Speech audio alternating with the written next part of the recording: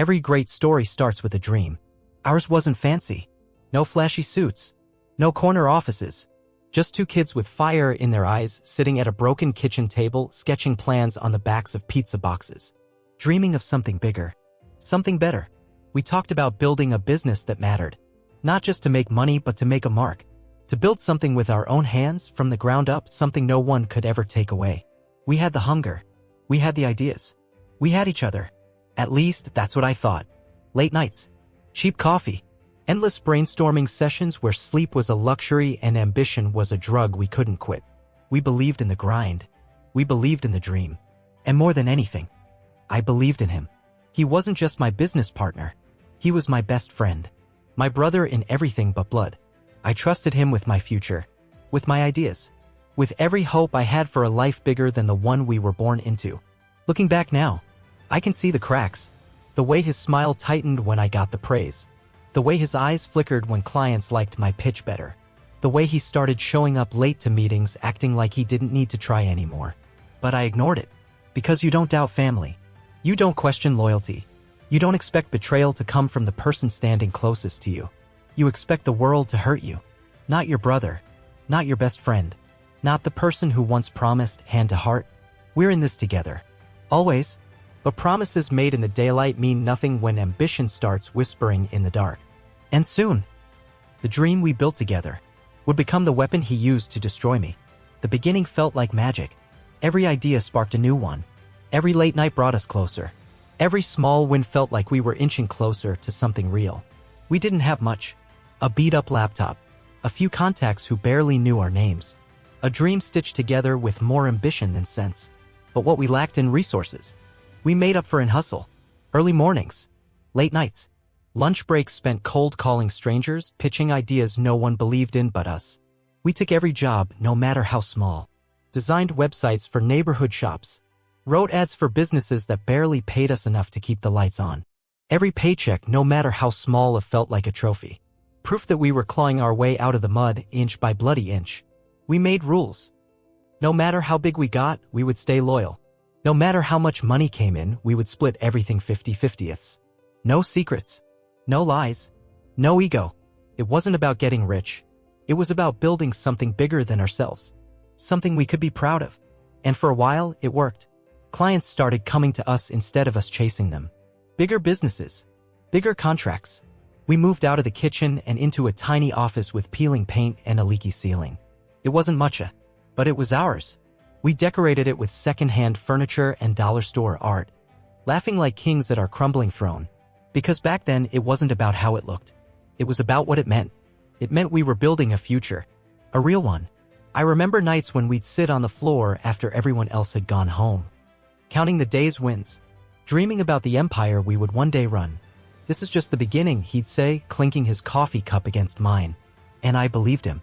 I believed every word. Because trust was the foundation we built everything on. It was stronger than steel. Or so I thought. But what I didn't know back then, what I refused to even imagine, was that while I was building a partnership, he was building an exit strategy. A future that didn't have my name on it. And every small success, every client we landed, every dollar we made together, was just another brick in the wall he was building. To shut me out. I was too busy dreaming. Too busy working. Too busy believing. I didn't see it coming. And by the time I did, it would already be too late. It started with a meeting I wasn't invited to. A client we had been chasing for months. The kind of deal that could change everything. Finally agreed to sit down. But somehow, only he went. It was last minute, he said. I didn't want to bother you. A lie. I knew it. Felt it. But I pushed the feeling down. Because that's what you do when you trust someone. You choose belief over doubt even when doubt is screaming. Then came the second meeting. And the third. And the phone calls he didn't take. The emails I wasn't copied on. The documents I never saw. Still, I convinced myself it was nothing. Stress. Busy schedules. Growing pains. After all, we were partners. We were brothers. Until the day I walked into the office. Our office. And found it empty. Furniture gone. Desks cleared. Lights off. No warning. No goodbye. Just an echo of what we had built. Hollow and cold. At first, I thought it was a mistake. A prank, maybe. Until I checked my email. One message. No subject line. One sentence. It's better this way. Don't contact me. No explanation. No apology. No second chance. Gone. And with him, everything we built. The contracts. The clients. The bank accounts. He had taken it all. Signed the papers. Changed the names. Transferred the assets. All behind my back. All under my nose. He didn't just steal the business. He stole the dream. He stole the nights we stayed up planning. He stole the sacrifices we made when we had nothing. He stole the future I thought we were building together. And he left me with nothing but the clothes on my back and a broken heart full of questions. I remember standing in that empty office, staring at the cracked walls, feeling the ground open up beneath me, wondering how someone you loved like a brother could carve your name out of your own life like it meant nothing. I should have seen it coming. The late nights, the whispered calls, the secrets piling up in the corners of our partnership. But I didn't, because I believed in him, because I believed in us, because I wanted so badly to think that loyalty still meant something in a world where everything else could be bought and sold. I was wrong. In the span of a few days, I lost my business, my income, my home, my friend, gone. And in the silence that followed, I realized something even worse. No one was coming to save me. No lawyers, no friends, no miracle. It was me. Against the world. And the world wasn't feeling generous. For the first time in my life, I understood what it meant to start over, not at zero, but at less than nothing. And if I wanted to survive, if I wanted to live it, I had to become someone no one could steal from again. Not just smarter, not just tougher, stronger. So strong that even betrayal would break itself against me and shatter. But before the rise came the fall, and mine was just getting started. You don't realize how much you have until you lose it all. The world doesn't slow down when you fall. It doesn't wait for you to catch your breath. It doesn't care. Rent was due. Bills stacked up like threats I couldn't outrun. Friends I thought I had? Gone. Vanished with the same speed they once showed up to celebrate small victories. No business. No money. No home. Just a duffel bag stuffed with the scraps of a life I didn't recognize anymore. I slept on couches when I could. In my car when I couldn't. Some nights there was no sleep at all. You learn a lot about yourself when your stomach aches from hunger. When your hands tremble not from exhaustion but from the cold. When you realize no one is coming to knock on your window and hand you a second chance. No inspirational speeches. No lucky breaks. No secret investors waiting to pull you from the wreckage. It was just me. And the brutal, crushing reality I had refused to believe possible. Everywhere I went, I carried it with me. The weight of betrayal. The humiliation of starting over while the man who gutted my life lived in my dream, wearing my victories like trophies. There were days when I hated myself more than I hated him. Hated myself for being naive. For being stupid. For letting trust blind me to the truth staring me in the face. Everywhere I turned, doors slammed shut. Employers didn't want a man with no address. Banks didn't lend to ghosts. Opportunity didn't knock on broken doors. I worked every miserable job that would take me. Washing dishes in the back of grimy diners. Sweeping warehouses long after the world went to sleep.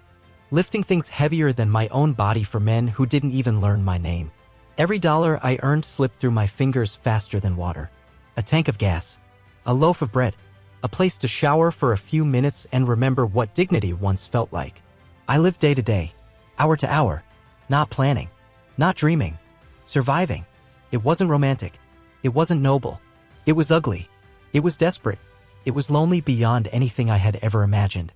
There were nights when I sat in the dark, staring at the ceiling of my car, wondering if this was it, if this was how it ended. Not with a bang, not with a blaze of glory, but with a slow, quiet fading into nothing.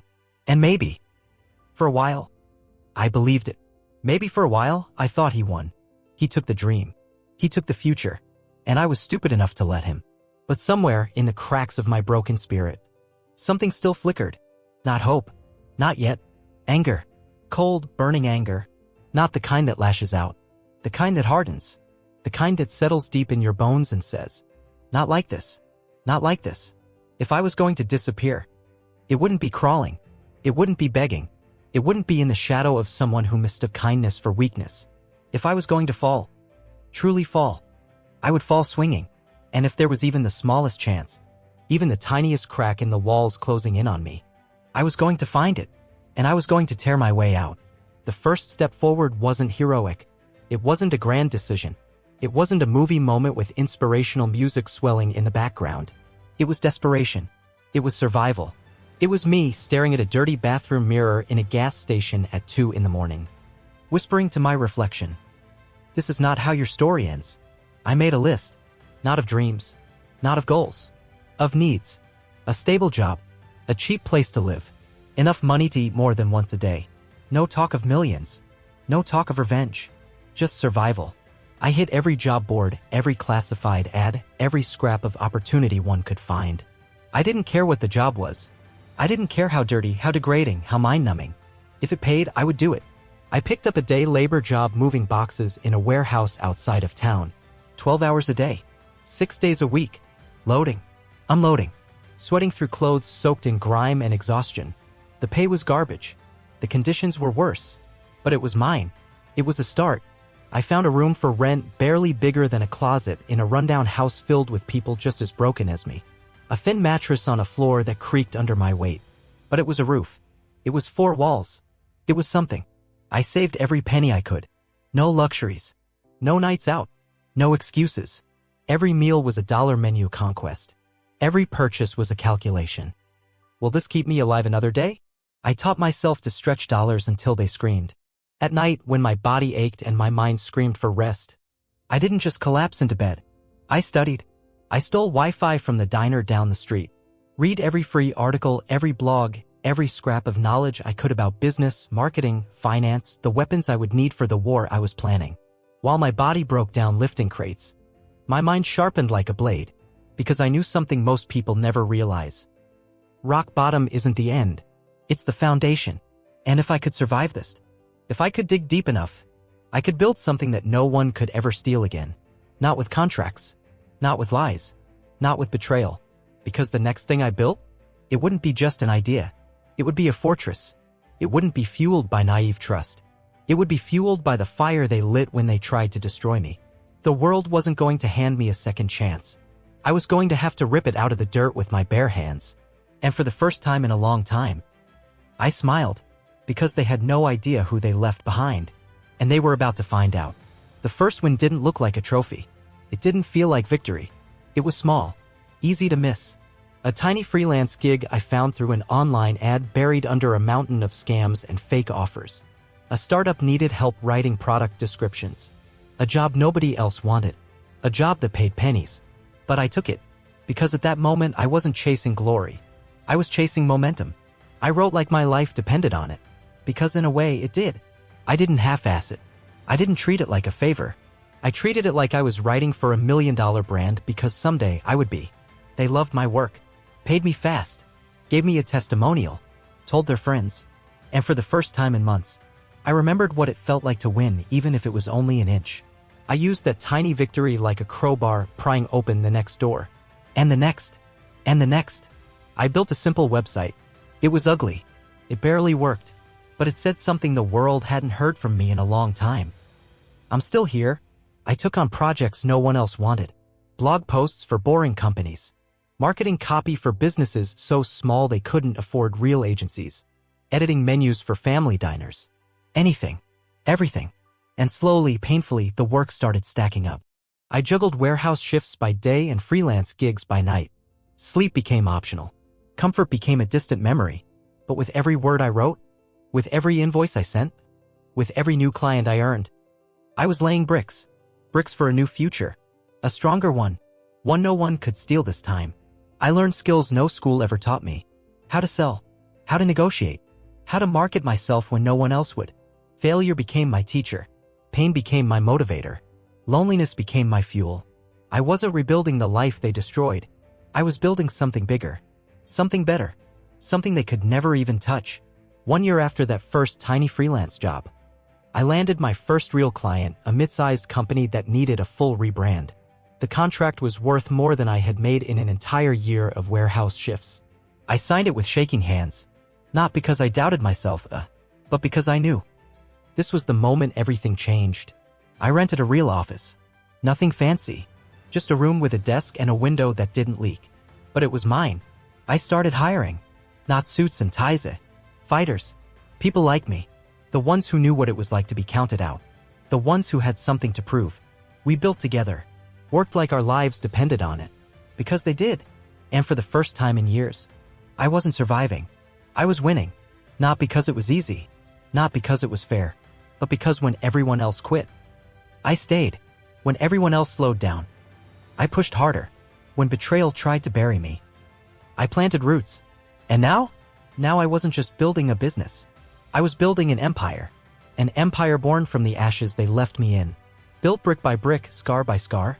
And this time, there would be no cracks in the foundation.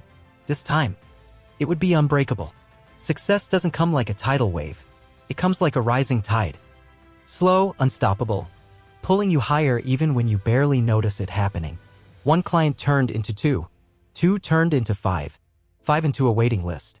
We weren't just surviving anymore. We were thriving. The office grew from one cramped room to an entire floor.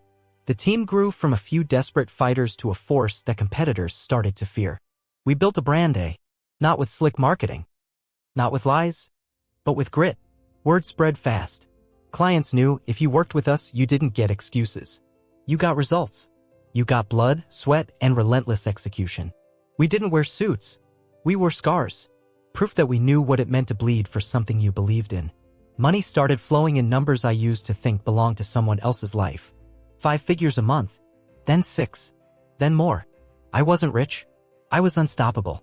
And the best part? Every dollar, every contract, every deal signed I was built without shortcuts, without betrayals, without selling my soul. It was earned, brick by brutal brick. I expanded into new services, branding, consulting, digital marketing, not because I wanted to look impressive, because I knew what it felt like to have no one believe in you. And I was building a machine that believed in the underdogs, the overlooked, the underestimated. We didn't just grow, we dominated. In 2 years, we went from a closet-sized office to an HQ downtown, from scraps to 7-figure contracts, from invisible to undeniable. The man who once washed dishes, who once slept in his car, who once thought his life was over, now ran one of the fastest-growing agencies in the city. The newspapers called it a miracle. The business blogs called it a Cinderella story. They didn't know the half of it. They didn't know about the nights I slept on concrete, the mornings I ran on empty, the days I fought through rejection so brutal it made my bones ache. They saw the headline. I lived the battle. And somewhere along the way, something else happened. I stopped thinking about him, stopped wondering what he was doing, stopped caring whether he ever thought about me, because I was too busy living a life so big, so loud, so unbreakable, that the past had no place in it anymore. The empire was real. The dream was real. Not because someone handed it to me, because I ripped it out of the dirt with bloodied hands and refused to let go. And soon, very soon, the past would catch up. Not because I went looking for it, but because the universe has a way of bringing unfinished business back to your doorstep. And this time I would be ready. This time I wouldn't be the one standing empty-handed. This time, he would. I didn't plan the encounter. I didn't stalk his life, didn't chase him through social media, didn't sit around hoping for some grand confrontation. I was too busy living. But life has a way of making sure unfinished business finds its way back to you. It happened at an industry event, a conference, one of those places where big deals get made and reputations are built in whispers and handshakes. I wasn't just another face in the crowd anymore. I was a keynote speaker, a success story people wanted to shake hands with, a name whispered with respect. And him? He was there too. Not as a speaker, not as a player, as a ghost, a shadow of a man trying desperately to claw his way back into a world that had outgrown him. I spotted him before he spotted me. Older, thinner. The cocky spark in his eyes dimmed into something tired, something desperate. The people he once called friends now barely gave him a glance. The ones he once impressed with stolen dreams now whispered about his failures behind plastic smiles. He wandered from table to table, trying to start conversations that ended before they even began. I watched him for a moment, not with hate, not with anger, with something colder, indifference. He was no longer the villain in my story. He wasn't even a chapter worth remembering. He was just small. He finally noticed me. Our eyes met across the room. I saw the flicker of recognition, the flicker of shame, the flicker of regret, and he started walking toward me. I didn't move. I didn't look away. I stood still, grounded, unshakable, the man he tried to destroy but only made stronger. He stuttered my name like a question. Like maybe somehow this could be fixed with a handshake. A fake smile. A flimsy apology. It couldn't. Some betrayals don't get cleaned up with, "I'm sorry." Some scars don't fade, they become armor. He opened his mouth to speak. I raised a hand. Not angry. Not cruel. Just firm. "You made your choice. And I made mine. Look around," I said, voice calm, steady. "Everything you tried to steal. I rebuilt without you. Everything you thought you destroyed made me unstoppable. And you." I didn't need to finish the sentence. The answer was written all over him. He lowered his eyes. Muttered something I didn't bother catching. And then he walked away. Not with the swagger he once had. Not with the arrogance he once wore like armor. With defeat. With the knowledge that he wasn't just facing a man he betrayed. He was facing the empire that betrayal built. And I turned back to the stage. To the deals being made. To the people who saw me for who I really was. To the future I carved out of rock and fire and pure, unbreakable will. I didn't need revenge. I didn't need apologies. I didn't need closure. I had something better. Victory. And there's no sweeter sound than the silence of those who doubted you. Watching you rise higher than they ever dreamed. Success isn't loud. It's not a parade. It's not a headline splashed across the front page. It's not a moment of revenge shouted from the rooftops. Real success is silent. It's waking up every morning without fear. It's looking around at the life you built and knowing no one owns a single piece of it but you. It's the quiet pride that fills your chest when you realize, I made it. Against all odds. Against every betrayal. Against every reason to quit. It's not about the cars. Not about the houses. Not about the numbers in a bank account. It's about freedom. The kind no one can take. The kind you bleed for. Fight for. Earn. And when I think back to the boy I used to be. Hungry, broken, sitting alone in the dark. Wondering if this was all life had for him. I smile. Because he didn't die there. He didn't fade away. He didn't let betrayal define him. He rose. Stronger. Harder. Smarter. I don't thank the ones who betrayed me. But I understand now. They didn't ruin me. They revealed me. They showed me the cracks I needed to fill. The weaknesses I needed to harden. The dreams I needed to protect with teeth and claws. And because of that, I built a life they could never touch. A life born not from luck, but from war, from patience, from resilience. And if there's one thing I know now, standing on the other side of all the storms, it's that real power isn't about crushing others. It's about refusing to be crushed yourself. They tried to bury me. They didn't realize I was a seed.